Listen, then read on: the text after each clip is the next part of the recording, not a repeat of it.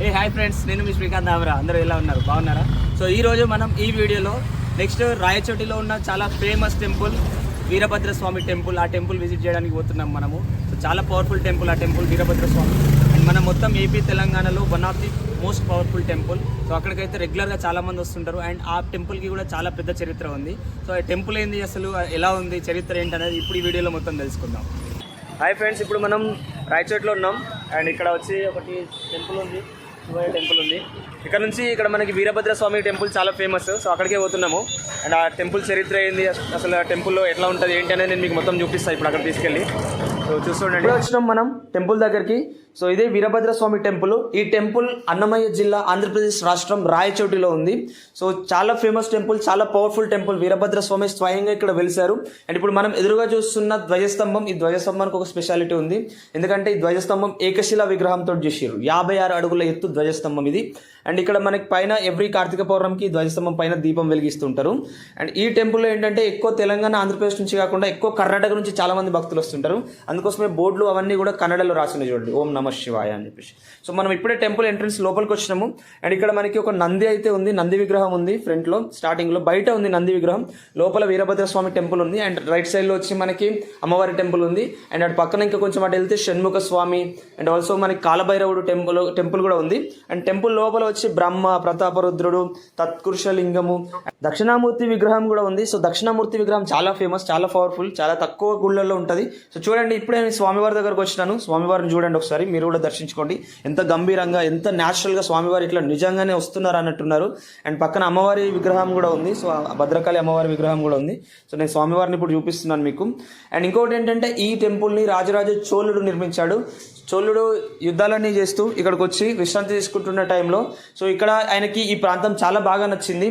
And ఆయన రాజ్య విస్తరణలో భాగంగా దక్షిణ భారతదేశంలోని అన్ని రాజ్యాలను యుద్ధం చేస్తూ గెలుస్తూ వస్తుంటే టైంలో ఇక్కడికి వచ్చి ఆయన ఇక్కడ కాసేపు రెస్ట్ తీసుకున్నారు. సో ఇక్కడ చూడండి అమ్మవారి విగ్రహం ఉంది. అండ్ ఇక్కడ విశ్రాంతి తీసుకుంటున్నారు. ఆ టైంలో ఏంటంటే ఈ ప్రాంతం చాలా బాగా నచ్చింది. మొత్తం కొండలు, పూల తోటలతోటి చాలా బాగుంది. మాండవి నది ఒడ్డున ఉంది టెంపుల్.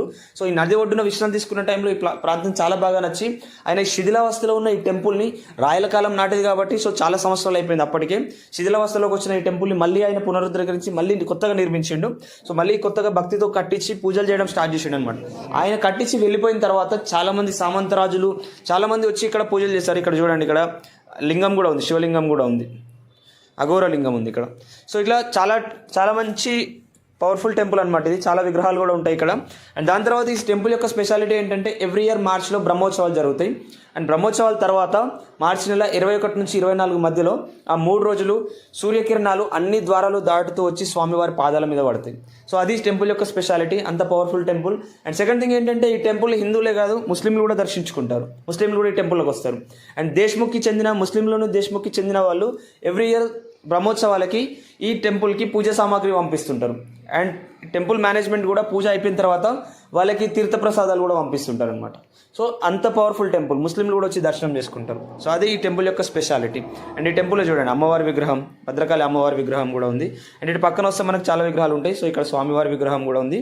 అండ్ ఇటు పక్కన మనకి చూస్తే బ్రహ్మ, అండ్ ఆల్సో ఇక్కడ చూడండి సుబ్రహ్మణ్య స్వామి, శ్రీ వల్లి సమేత సుబ్రహ్మణ్య స్వామి, and also Prataparudrudu, and also మనకి ఇక్కడ చూడండి గణపయ్య లింగం, గణపయ్య అండ్ తత్పురుష లింగము. అండ్ ఆల్సో ఇక్కడ ఉంది చూడండి దక్షిణామూర్తి విగ్రహం, చాలా పవర్ఫుల్ దక్షిణామూర్తి స్వామి. చాలా తక్కువ టెంపుల్స్లో ఉంటారు. సో ఇప్పుడు ఏంటంటే, ఇప్పుడు మార్చిలో వచ్చినాం మనము కాబట్టి ఇక్కడ ఈ బ్రహ్మోత్సవాల కోసం ఇక్కడ రథాన్ని అవన్నీ కూడా రెడీ చేస్తున్నారు చూడండి. రాయచోటికి ఇంత పేరు ప్రతిష్టలు రావడానికి మెయిన్ రీజన్ ఈ టెంపుల్, వీరభద్ర స్వామి టెంపులే. సో ఇది టెంపుల్ యొక్క స్టోరీ. అండ్ ఈ టెంపుల్ అయితే మీకు నచ్చింది అనుకుంటున్నాను. అండ్ మీరు ఎప్పుడైనా సరే మీకు టైం దొరికితే ఖచ్చితంగా ఛాన్స్ వస్తే మాత్రం డెఫినెట్గా విజిట్ చేయండి. టెంపుల్ అయితే స్వామివారిని అయితే దర్శించుకోండి. సో చాలా మంచి వైబ్, చాలా మంచిగా అనిపిస్తుంది. సో మీరు ఏదైనా కోరుకున్నా కూడా తొందరగా నెరవేరుతుందని చెప్తున్నారు ఇక్కడ వాళ్ళు. అండ్ నేనైతే దర్శించుకున్నాను, నాకైతే చాలా మంచి వైబ్ అనిపించింది, చాలా బాగా అనిపించింది. సో ఇది ఫ్రెండ్స్ మన వీడియో. ఈ వీడియో అయితే మీకు నచ్చింది అనుకుంటున్నాను. అండ్ ఇలాంటి మరిన్ని వీడియోస్ అయితే మన ఛానల్లో ఆల్రెడీ అప్లోడ్ చేస్తాము డిఫరెంట్ టెంపుల్స్ గురించి. సో ఎవరైనా చూడని వాళ్ళు ఉంటే వెళ్ళి చూడండి. అండ్ మీకు ఏదైనా టెంపుల్ విజిట్ చేయాలి, ఏదైనా టెంపుల్ మీకు ఎక్స్ప్లోర్ చేసింది వీడియో కావాలి అంటే కమెంట్లో పెట్టండి. నేను ఖచ్చితంగా టెంపుల్కి వెళ్ళి విజిట్ చేసి మీకు వీడియో అప్లోడ్ చేయడానికి అయితే నేను ట్రై చేస్తాను. సో ఇది ఈ వీడియో మీకు నచ్చినట్టయితే వీడియోని లైక్ చేయండి అండ్ షేర్ చేయండి, ఛానల్ని అయితే సబ్స్క్రైబ్ చేయండి. సో ఇలాంటి మరిన్ని వీడియోస్ కోసం మన ఛానల్ ఇప్పుడే సబ్స్క్రైబ్ చేయండి. Thank you so much. Thank you for watching.